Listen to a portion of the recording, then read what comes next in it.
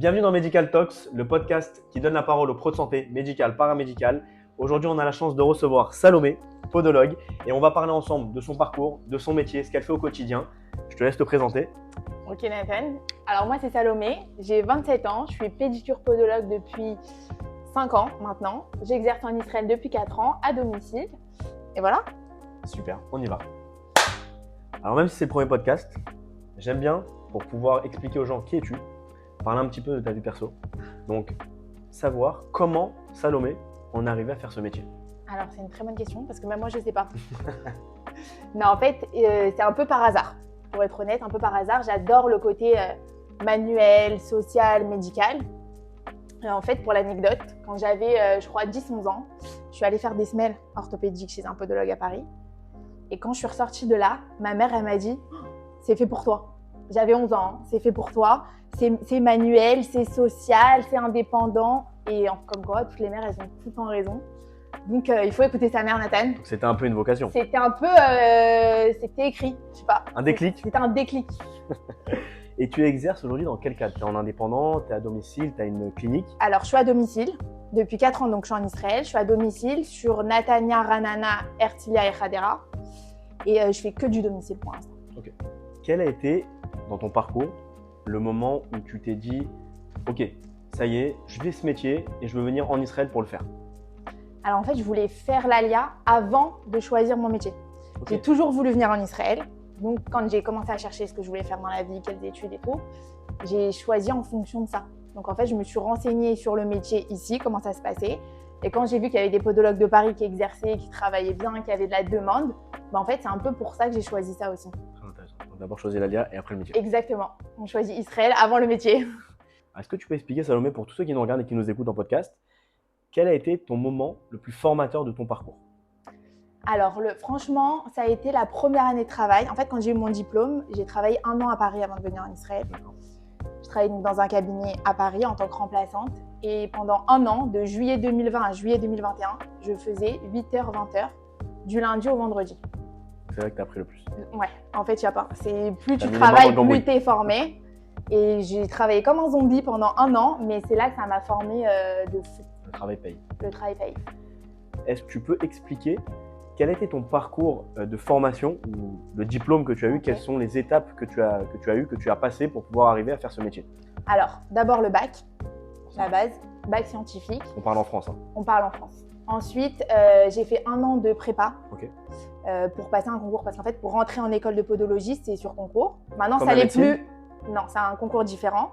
Maintenant, ça l'est plus, mais il y a 5 ans, ça l'était. Donc, il faut passer un concours. Donc, j'ai fait 1 an de prépa pour me préparer au concours. J'ai passé le concours. Ensuite, 3 ans d'études. 3 ans dans l'école de podologie. Et à la fin, on présente un mémoire devant un jury. Et on reçoit le diplôme. C'est très intéressant. Et pour savoir, alors ça c'est une question qui n'était pas dans les questions, mais c'est pas préparé, c'est pas grave. C'est pas grave, on est spontané. Sûrement qu'il y a des personnes qui habitent en France aujourd'hui et qui aimeraient faire l'ALIA et qui font ce métier. Est-ce que tu as eu des équivalences quand tu es arrivé en Israël? Alors, j'ai pas eu besoin. Je suis arrivée en Israël. C'est pas un métier qui est reconnu par le ministère d'Abriout, mais ça ne m'empêche pas de travailler en privé. C'est un peu compliqué si je veux travailler en copatrolie ou en hôpital parce que du coup, j'ai pas d'équivalence. Mais là, depuis 1 an à peu près, il y a une loi qui est passée à la Knesset pour la reconnaissance du diplôme de podologue. Donc, c'est encore en cours, c'est frais, c'est pas… C'est nouveau. C'est nouveau. Et comme en Israël, tout est long, on n'est pas encore fini, mais c'est en cours de reconnaissance. Et il faut remplir des dossiers, il faut ramener plein de choses, plein de papiers, mais on peut le faire. On y arrive. Magnifique, magnifique. Bon, maintenant qu'on a un peu fait le tour sur qui est Salomé, il faudrait qu'on explique un petit peu quel est ton métier. Ah ouais, c'est pas mal. Si je te demande, c'est quoi ton métier? Tu réponds quoi? Alors, pour faire simple et pour faire facile pour tout le monde, je dis je suis docteur des pieds. Tout le monde comprend comme ça, je suis docteur des pieds. Par contre, après, plus sérieusement, il y a 2 facettes dans mon métier. Il y a la pédicurie, où c'est vraiment les soins, donc les ongles incarnés, les corps, les verrues, tout ce qui touche la peau, les mycoses et tout. Et la podologie, donc ça, c'est les semelles orthopédiques. Donc la manière de marcher, la démarche, les douleurs pieds, genoux, hanches. Donc c'est vraiment 2 facettes complètement différentes, mais on est pédicure podologue, on est formé pour les 2. Dans la même formation, tu as justement ces 2 phases, ces 2 apprentissages différents. À quoi ressemble une journée de Salomé? Une journée type de travail? Bon, même si tu fais du domicile, tu n'as pas de cabinet, mais explique-nous, Bah, c'est quoi une journée? alors, ma journée, c'est ma valise avec tous mes instruments de soins, ma voiture et courir partout toute la journée. On mettra une photo On mettra une de photo. Salomé avec la valise. Voilà, courir partout, à droite, à gauche, chez l'un, chez l'autre, tu repars, tu reviens, en gros, c'est ça. C'est fatigant? C'est fatigant, oui et non. Non, c'est sympa, il n'y a pas une journée qui se ressemble. On bouge tout le temps parce que moi je déteste rester par exemple enfermée toute la journée dans un bureau, dans un endroit, donc je bouge tout le temps. Mais c'est fatigant dans le sens, il fait très chaud en Israël. Donc courir partout, c'est plus Il faut avoir la épuisant. voiture. Il faut avoir une voiture, c'est obligé, sinon c'est mort. Quel type de patient tu accompagnes? C'est plutôt des jeunes, plutôt des vieilles personnes, plutôt des personnes voilà, entre 30 et 50 ans? Alors, il y a un gros cliché Ok. sur les podologues, on croit que c'est que les personnes âgées qui ont besoin, alors que franchement, pas du tout. J'ai des personnes âgées, des enfants, j'ai beaucoup d'enfants qui ont des ongles incarnés et des De verrues. quel âge en général? Ça peut aller de 2 ans à 10, 12 ans. Et après, voilà, des femmes, des hommes, vraiment, il y a de tout. Il y a de toutes les pathologies et donc vraiment, je consulte pour tout le monde. Ok, tu m'as devancé une question. J'allais te dire quelle est la pathologie, on va dire, que tu rencontres le plus souvent chez tes patients? Alors, en Israël, la pathologie que je vois le plus, parce que c'est différent en fait ce que je voyais à Paris et ce que je vois ici, en fonction du climat, c'est différent. D'accord. Ce qu'il y a ici beaucoup, c'est les verrues et les mycoses. Parce que comme on est dans un pays chaud, la chaleur, l'humidité, et qu'on est souvent en claquettes, pieds nus, à la piscine, à la plage, c'est vrai que beaucoup de gens ont des verrues et des mycoses, donc c'est vraiment ce que je vois le plus. Et en général, il y a besoin d'une seule séance pour pouvoir, entre guillemets, arranger ce problème-là? Ça dépend. Ça dépend. Si c'est sur les ongles, en général, non. Après, il y a des traitements derrière, des vernis à mettre ou des crèmes, mais c'est vraiment la pathologie que je vois tout le temps. Tu devances mes questions, ça va parler de vernis, de crème. Justement, j'allais te poser, est-ce qu'il y a des outils que tu as besoin dans ton quotidien, dans ton travail, ou c'est vraiment un travail avec tes mains et le pied du patient? Alors déjà, mes mains et le pied du patient, sinon on ne peut rien faire. Les outils, oui, après j'ai mes pinces à ongles, j'ai mes outils, d'ailleurs je vais te ramener de Paris. Mais sinon… Il n'y a pas en Israël les outils nécessaires? Pas comme il faut. Ok. Pas comme il faut. Tu conseilles à tous ceux qui travaillent, qui font en tout cas le même métier que toi? Franchement, moi quand je viens à Paris, je remplis une valise d'outils, j'ai des lames, j'ai vraiment des pinces spécifiques. Je remplis une valise et je ramène tout de France, c'est un peu une galère.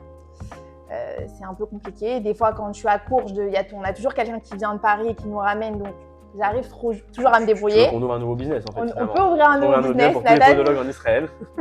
mais sinon, mes mains, non, après, bien sûr, il y a des crèmes, des vernis, mais c'est pas pour tout le monde. Et, non, voilà. C'est intéressant de développer ça par la suite dans le futur, de pouvoir ramener pas mal, tout ce qu'il y a. c'est en cours. Et quoi, tu penses que c'est entre le métier qui n'est pas assez développé, du coup, ce qui fait qu'il n'y a pas les outils nécessaires, ou qui n'utilisent pas du tout les mêmes méthodes que vous apprenez ici, en France? En Israël, c'est pas du tout développé. En fait, c'est un métier qui n'existe pas en Israël. Il n'y a pas d'études de podologue, il n'y a pas d'école, il n'y a rien du tout. D'accord. Ce qu'ils ont ici, c'est les pédicures esthétiques qui font des formations de 2-3 mois, qui peuvent esthétiquement ressembler à quelque chose. Voilà, ressembler à quelque chose. Mais ça veut dire si derrière ça un ongle incarné ou une infection ou un truc, ils sont hyper limités. En fait, donc le problème, c'est que c'est un métier qui n'existe pas ici en Israël. Les podologues qui sont ici, c'est des Français qui ont fait l'ALIA, des Anglais ou des Américains, mais sinon, c'est un truc qui n'existe pas. Donc, c'est un peu compliqué. C'est pour ça que c'est compliqué de trouver les outils dont j'ai besoin. S'il n'y a pas des écoles de formation. C'est ça, il n'y a pas d'école de formation, donc on n'a pas les outils. Donc, on s'arrange autrement, mais… C'est très intéressant ce que tu dis. Je ne savais pas, tu m'apprends des choses aussi également. C'est vrai. Est-ce que, alors dans ton métier, forcément, effectivement, tu soignes. Je soigne. Peu importe les profils de patients que tu as. Est-ce que tu fais de la prévention, de l'éducation? Alors, l'éducation, pas forcément pour les enfants, parce que l'éducation, tu peux le faire pour tout le monde, la prévention encore plus.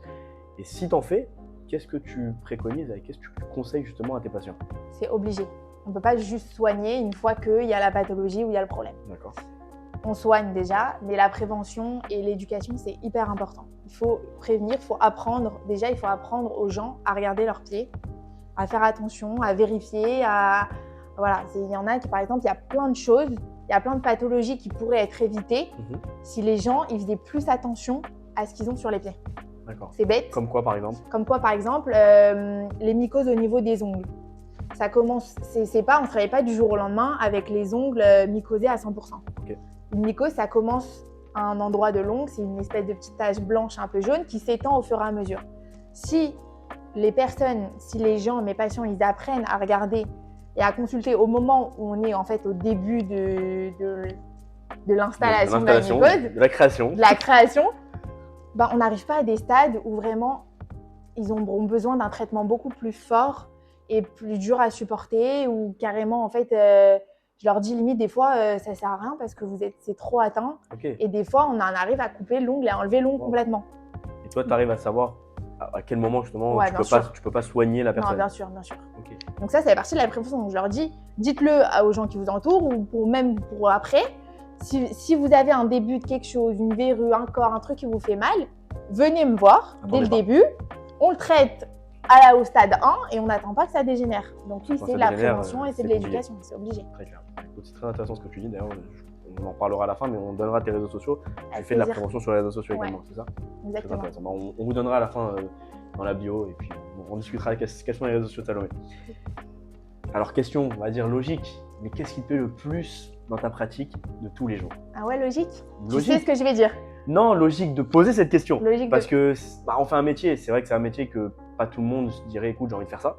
Ah ouais, parce pas du tout même. Tu soignes des pieds, sans juger, mais c'est réel. Non, mais c'est réel complètement. Et les gens vont se poser, mais attends, qu'est-ce que t'aimes dans ton métier? C'est quoi que tu kiffes dans ta pratique de tous les jours? Franchement, la satisfaction des gens après le soin. C'est-à-dire, j'arrive et me dis j'ai mal au pied, je peux plus mettre un pied dans une chaussure, j'ai trop mal, je sais plus quoi faire. Tu fais le soin, tu ressors. Elle t'appelle 1 heure après, elle te dit je viens de marcher 2 km, je suis trop bien, je me sens légère. Ça, c'est la vraie satisfaction. C'est le soulagement. Le sourire aux gens et le sourire et le soulagement et le bien-être des gens. Ça, il n'y a pas. Et à l'inverse? C'est quoi le plus difficile? Le plus difficile, alors franchement, c'est bizarre ce que je vais dire, parce qu'on ne s'attend pas à cette réponse, mais c'est gérer les gens en eux-mêmes. Okay. Ce qui est pas, les soins en soi, c'est pas compliqué. D'accord. Mais ce qui est difficile, c'est les plantages des gens. Okay. Qui te plantent 1 heure avant, qui te plantent une fois que tu es devant chez eux, en train de taper à leur porte, qui te disent je veux tel rendez-vous, 1 heure après ils changent. En fait, c'est gérer les personnes, ça c'est compliqué. Ça, on peut rien y faire. Non, ça on peut rien y faire, ça fait partie du jeu. Hein, ça fait partie du jeu. Mais c'est le côté compliqué du métier, gérer les gens, ceux qui te plantent, ceux qui veulent plus, ceux qui veulent pas payer, ceux qui voilà. Heureusement que c'est un petit pourcentage. Ouais. Alors, on a un peu expliqué justement voilà quel est ton métier, qu'est-ce que tu fais au quotidien. Maintenant, j'aimerais bien qu'on discute sur les idées reçues de ton métier. Il y en a. C'est pour ça que c'est important d'en parler. Et je voulais savoir justement quelles sont les plus grosses idées reçues que les gens ont sur ton métier. Ce que j'entends le plus. Ce que tu entends le plus. Ce que j'entends genre tous les jours. Genre tous les jours. Tous les jours. Alors en général, quand on me dit qu'est-ce que tu fais dans la vie et que je dis je suis podologue, ce qui revient tout le temps c'est la phrase classique « Ah mais ça te dégoûte pas de toucher des pieds toute la journée ?» Franchement, non, pas du tout en fait. C'est mon métier. Heureusement que ça me dégoûte pas, je fais ça toute la journée. Donc, ça serait le comble quand même. Franchement, ça serait le comble. Ça, ou alors, mais je comprends pas, t'es fétichiste des pieds, qu'est-ce qui se passe Ça, je l'entends tout le temps. Sinon, ce que j'entends beaucoup, c'est oh là, mais tu dois avoir des trucs de fou. Sous-entendu, des trucs un peu dégueux, un peu. Ouais. Franchement, non. Là, je casse les mythes. Non. Franchement, les gens, ils sont propres en règle générale. C'est sûr qu'il y en a toujours 1 ou 2 qui sortent du lot. Mais en règle générale, les gens… On ne donnera pas de nom. On ne donnera pas de nom ni l'adresse. Mais les gens, ils sont propres, quoi. C'est pas non plus des trucs de fou. Okay. Bon, ça m'est déjà arrivé des petites anecdotes quand même de fou. Mais… Tu vas nous raconter? Je vous raconterai. Mais c'est vraiment les trucs que j'entends tout le temps. Genre, ça te dégoûte pas. Donc non, en fait, ça me dégoûte pas du tout. Vous avez compris, si vous avez eu des croyances, c'est faux. Elle vient de vous détruire vos croyances. C'est faux. Est-ce que tu trouves justement, alors on a un peu en vrai de vrai répondu à cette question, mais est-ce que tu trouves que ton métier il n'est pas encore assez connu en Israël, parce que tu pratiques en Israël, okay. Et si effectivement c'est le cas, même si en vrai on l'a expliqué, qu'est-ce que tu penses qui manque aujourd'hui pour que ça se développe?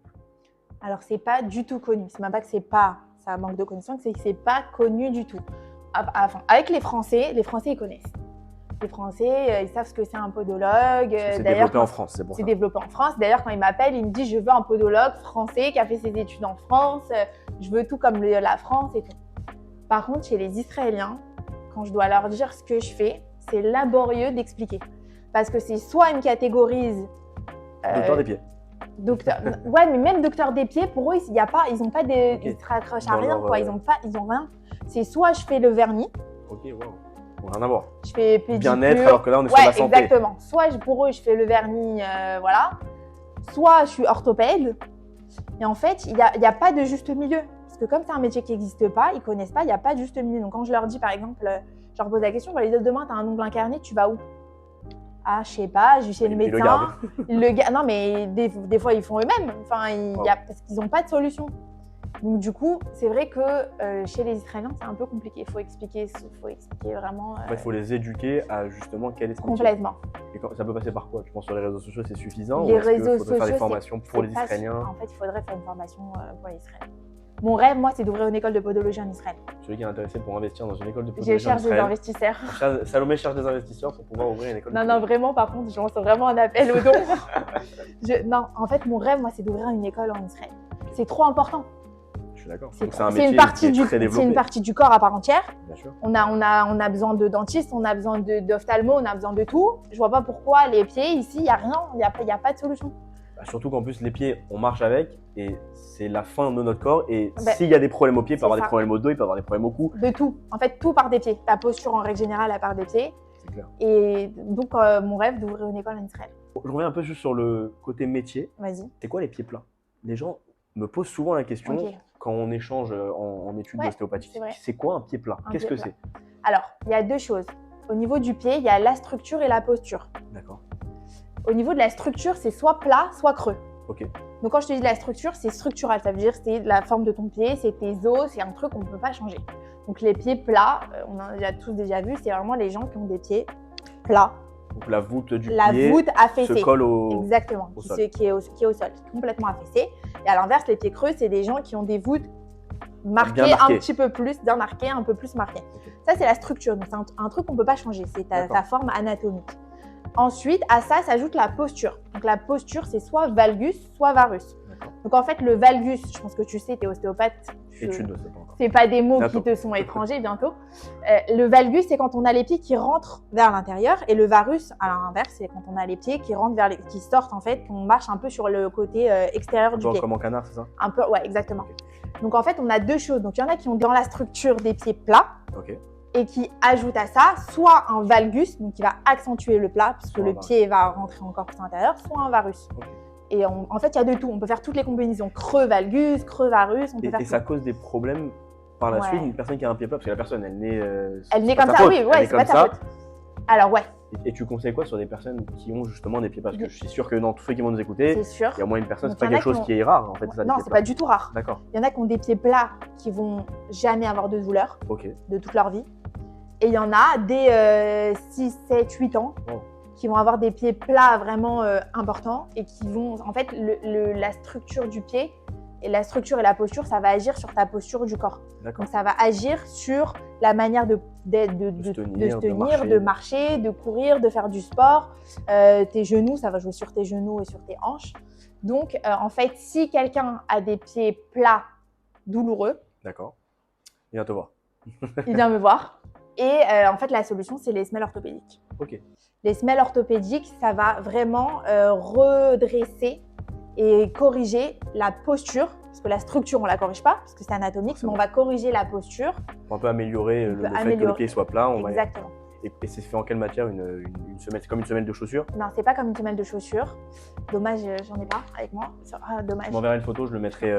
On vous montre voilà, une semelle Une semelle, ça ressemble à ça. Il y a plein de matériaux.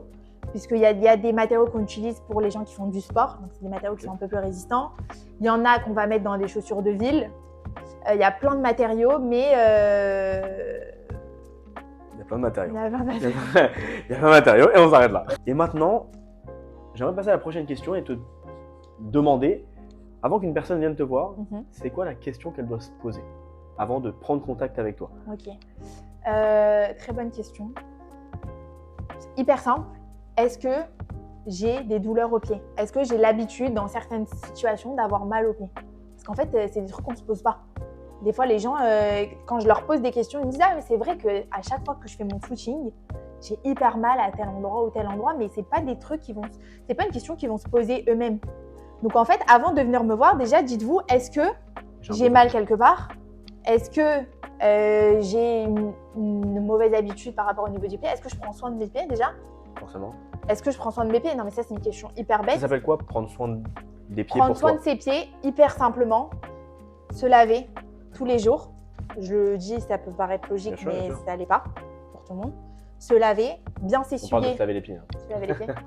Se laver tout court, mais c'est bien s'essuyer entre les orteils, Ok. par exemple.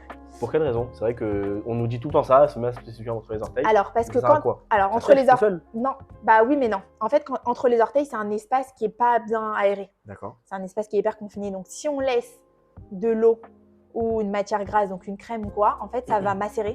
Ok. Et ça peut faire donc soit des macérations, soit des mycoses. Ok, waouh. C'est Important comme de en fait s'essuyer. quand on te dit pour les plis des bébés, on essuie bien en dessous le cou, dans les plis, dans les bourrelets et tout. C'est parce qu'en fait, sinon, ça sèche pas tout seul. Et ça peut créer des douleurs. Et ça peut créer des mycoses. Donc après, les mycoses, c'est on se gratte, ça saigne, voilà, les macérations. Après, on rentre dans un autre processus. Mais voilà, bien prendre soin de ses pieds, c'est ça. C'est juste faire attention, regarder, hydrater ses pieds avec une crème hydratante. Ça, en général, personne ne le fait, mais c'est hyper important. Voilà, c'est juste ça, c'est hyper simple, mais c'est des petits trucs qui peuvent éviter derrière d'avoir des problèmes plus compliqués à gérer, quoi. Et du coup, si une personne, entre guillemets, alors, une personne, elle peut prendre soin de ses pieds, mais elle a quand même besoin de venir te voir. Ouais, bien sûr, il n'y a En pas général, de... pour les personnes qui ont justement des pieds, on va dire, assez propres, en bon état, ils viennent pour quelle raison? Alors, c'est soit déjà pour le kiff, Ok. Ah, ok. dans le sens, ils veulent se faire Une un petite beauté kiff, du pied. un soin des pieds, comme ils veulent aller chez le coiffeur, voilà, D'accord. juste pour le kiff. Soit beaucoup les personnes âgées, elles voient moins bien, elles ont moins de mobilité, donc elles n'arrivent pas à se pencher pour se couper les ongles toutes D'accord. seules. Ok. Ça, c'est beaucoup au niveau des personnes âgées. Ou sinon, en général, celles qui n'ont pas de problème, enfin les personnes qui n'ont pas de problème en règle générale, elles viennent me voir quand il y a un truc, par exemple un ongle incarné ou une verrue qui est apparue. C'est vraiment juste une fois comme ça. Il y en a que je vois juste 1 à 2 fois par an, Ok. juste pour une petite pathologie comme ça qui Donc, sort. tu soignes aussi des verrues qu'on a. Les verrues sur- plantaires. Des verrues plantaires. Ok. Les Tu peux verrues expliquer la plantaires. différence, par exemple, entre une verrue et une verrue plantaire? Ok, alors on a les verrues sur le corps, on peut en avoir sur les mains, enfin, ça, Les mains, ça les peut doigts, sortir bien n'importe où. Et moi, je soigne les verrues plantaires, donc sur la plante du pied. Ok. C'est des verrues qui sont un peu plus costauds parce que la plante du pied, c'est une partie du corps qui est plus épaisse. En fait, D'accord. la peau est plus épaisse parce que du coup, on marche dessus et tout. Donc, du coup, elles sont un peu plus incrustées, un peu plus costauds. Donc moi, j'ai des produits qui brûlent la verrue. C'est pas l'azote comme chez le dermato, C'est j'ai ça. un autre produit. Ok. Et en général, en 3 à 4 séances, la verrue, elle a Ok. disparu. Donc, on est obligé de revenir, entre guillemets, pour pouvoir Ouais. faire un petit C'est suivi. un processus, c'est Ok. un suivi. C'est un suivi, mais ça, le patient, il est au courant dès le début, je lui explique. Avant de commencer, je leur dis, voilà, si vous êtes prêt, si vous êtes consciencieux et si vous êtes prêt à ce qu'on se voit tous les 3-4 jours pendant 1 mois, on commence. S'il me dit, non, je peux pas, j'ai pas le temps, je sais que je vais pas être sérieux, je Ça sert lance à même pas le... Ok. Pourquoi? C'est-à-dire que tu as déjà entamé des séances, 1 séance, 2 séances, mais tu sais qu'il y avait un besoin de plusieurs Ouais. séances, donc 3, 4, 5, et la personne, elle s'arrête à la deuxième Ouais. séance. Mais ça sert à rien, simplement, ça revient en ça fait. sert à rien. Ok. C'est soit, moi je leur dis avant, il faut, pour que la verrue elle soit éradiquée à 100%, il faut faire le processus de A à Z. Ok. Si au bout de 2 semaines, tu me dis je pars en vacances 1 mois à l'autre bout du monde, Viens, on attend que tu rentres des on vacances. attend que tu rentres de vacances. Très clair, très clair. Est-ce que tu peux nous raconter Mhm. un cas ou une situation qui t'a marqué? Marqué dans le bon sens ou dans le mauvais sens? Bah, donne-nous J'en les ai deux. deux. Bah, tu donnes-nous les deux. Voilà. Ok, j'en ai un On dans est le mauvais. J'en ai un peu chaud patate Ok. que je raconte tout le temps parce qu'en fait à chaque fois qu'on me dit est-ce que tu as déjà eu un truc de ouf, je le raconte. J'étais à Paris, j'étais pas en Israël encore, donc je travaillais en cabinet. Et en fait, il y a un monsieur donc, qui vient me voir, un peu, donc une personne âgée, un peu sédentaire, un peu. Elle prenait pas trop soin d'elle, Ok. il prenait pas trop soin de lui. Et donc il s'installe, je commence le soin, il s'endort, je commence à lui couper les ongles. Et il y avait en fait sous l'ongle des petits vers. Des petits vers. Donc ça c'est l'anecdote vraiment, moi ça m'a Du choquée. coup, tu l'as réveillé? Je ne l'ai pas réveillé. Franchement, je ne l'ai pas réveillé. J'ai serré les dents et j'ai fini le soin. Mais, Bravo. Et après, prévention. Monsieur, lavez-vous bien les pieds, essuyez-vous bien. Grosse prévention du coup. Et voilà, il faut changer des chaussettes tous les jours. Après, là, c'était prévention sous-entendue, mais prévention quand même. Donc ça, c'est l'anecdote que je raconte tout le temps. En plus, Effectivement, c'était vrai. je comprends. Tu peux comprendre. Franchement, c'est chaud d'avoir ça. En plus, c'était vraiment genre les premiers mois après mon diplôme. C'était les premiers mois où je travaillais. Dès le début d'avoir ça. C'était dès le début, genre. Tu ne pouvais pas tomber mieux. Non, j'ai mis quelques jours pour m'en remettre, je t'avoue. Et ensuite, sinon, anecdote sympa, C'était il n'y a pas longtemps. Ok. C'est une dame qui m'appelle, elle prend rendez-vous, ok, elle m'explique qu'elle n'a jamais fait de soins, qu'elle a toujours eu mal aux pieds toute sa vie. Elle n'a pas eu de chance, elle a structurellement parlant, elle n'a pas des pieds très faciles. D'accord. Elle a toujours eu mal toute sa vie, elle n'a jamais consulté et tout. Bon, je lui fais le soin, ok, ça se passe bien. Elle me rappelle le soir même à 23h. 23h, je suis gentille, mais il ne faut pas abuser. Je réponds pas. Elle me rappelle le lendemain 8h du matin. Je me dis, bon, elle m'a appelé 2 fois. Peut-être qu'il y a un problème, quoi. Je la rappelle, un peu en panique, je t'avoue. Je la rappelle. Je me dis, ça se trouve, j'ai fait une grosse boulette, genre, je sais pas. Je la rappelle, elle me dit, non, je suis désolée de t'harceler, mais c'était vraiment pour te dire que je me suis jamais sentie comme ça. Waouh. Et en Soulagement. fait, ouais, Contente. soulagée déjà, parce que je me suis dit, je pensais qu'il y avait un gros problème. Et en fait, ça m'a émue, genre, j'étais trop contente pour elle. Plaisir. Et du coup, elle m'appelle tous les mois maintenant, depuis. Wow. T'as gagné une bonne passion. Ouais, exactement. Bravo à toi. Ce qu'on va faire maintenant, pour Vas-y. un peu rajouter du punch, Allez. même si franchement c'est pas mal, on est sur une... Ouais, mais on parle de pieds et on donc parle de pieds, et voilà, de c'est mycose, ça. donc je comprends que. Je vais te poser quelques questions et Vas-y. je veux que tu répondes du tac au tac. Ok. J'ai pas le droit à l'erreur, genre. Il n'y a pas d'erreur. Y a pas Ta d'erreur. réponse est une réponse. Ok.